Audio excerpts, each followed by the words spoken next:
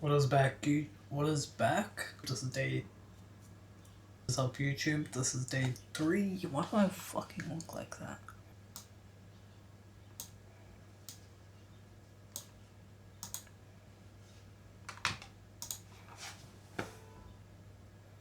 Okay, so the main reason that I'm doing this is because everyone knows how the gets validated. Nobody knows how we know. So why am I so close? Massive. Okay, so everyone knows how the failure gets validated and the exact candle that gets validated from. However, I have a confused on how we know a failure is expected. So obviously this is the way invalidated failure. Just see quick example somewhere. Okay.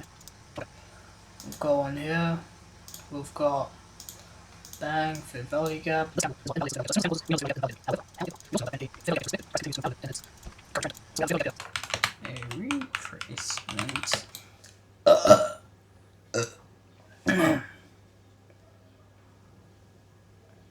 You can't even see the fucking screen. I'm gonna have to restart this because you couldn't see the screen. So basically we're looking at retracements today, and the reason I'm making this video is because we know when a fair value gap gets invalidated. We know the exact candle that invalidates a fair value gap. So if we look over here, we have a fair value gap over here, and we can see that this is the candle that invalidates the fair value gap, and we know the exact moment that it gets invalidated, and I am so lost now.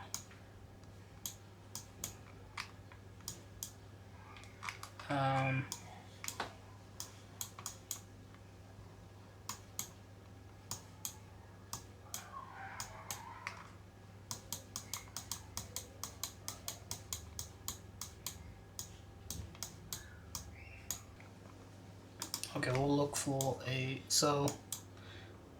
we're on the 5 minute obviously, so we can see a fair value gap here, and we can see this is the exact candle that invalidates it, and we can confidently say that this fair value gap has been invalidated.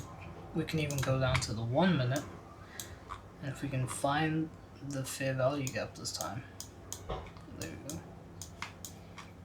We can find the fair value gap, and we can say this is a candle that invalidated the gap in the 5 minutes, so we can dial down even more. So we know when a fair value gap gets invalidated on the exact candle, but what I've always been confused on is how do we know a fair value gap has been respected, and how can we confidently say that it's being respected and that price is pushing back out of it. So we have a fair value gap right here. Price comes in, respects it, and then pushes out. We can see that this is a candle that pushes out of it, but if we go into the 1 minute time frame, I swear to God if I fucking lose it again.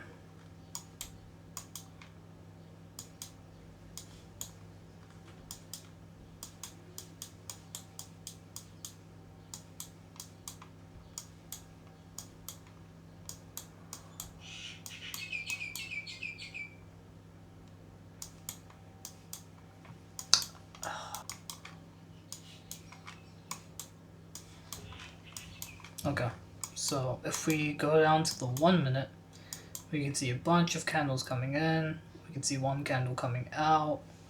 Sometimes price pushes back in and invalidates, or pushes back in, retests it, and then moves up.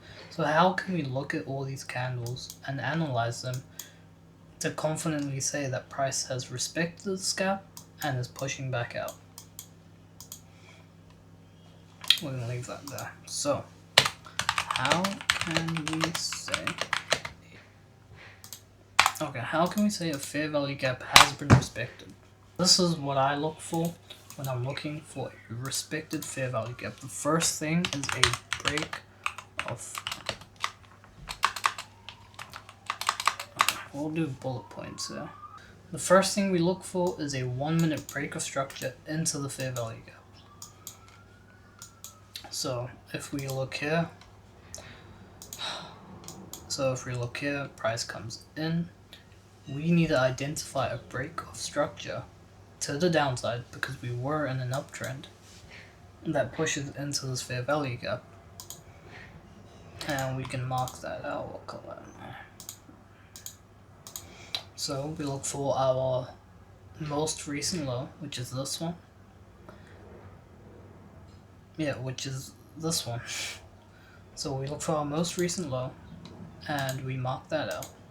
And we can see this candle break structure to the downside by taking out this most recent low. What is the low? Red candle and then green candle. What is the high? Green candle, red candle. Our most recent low, red candle, green candle, is this low here. This low gets taken out by this 1 minute candle and breaks structure to the downside. Next thing we're looking for is a fair value gap into our fair value gap. We can see we have one right here. We'll get rid of this. We have a fair value gap right here. This comes in a bit later when we're moving back out of the fair value gap, but so we have a break of structure to the downside, we have a fair value gap to the downside, and now we're going to look for price has moved in after breaking structure and creating a fair value gap. Price is in the fair value gap, it's filled the fair value gap, and now we need to look to see if it invalidates or if it pushes back out. So when it's pushing back out, we want another. So when it's pushing back out, now we know we're in a downtrend. We can look for a break of structure to the upside to break trend again on the 1 minute time frame. So we've come into the fair value gap and filled it. Now we're in a downtrend. We look for the most recent high, which is this one here. And we can see we've broken it. We've broken structure with this candle right here. Now we have a break of structure back to the upside, so we're no longer in a downtrend. And the next thing we can look for is a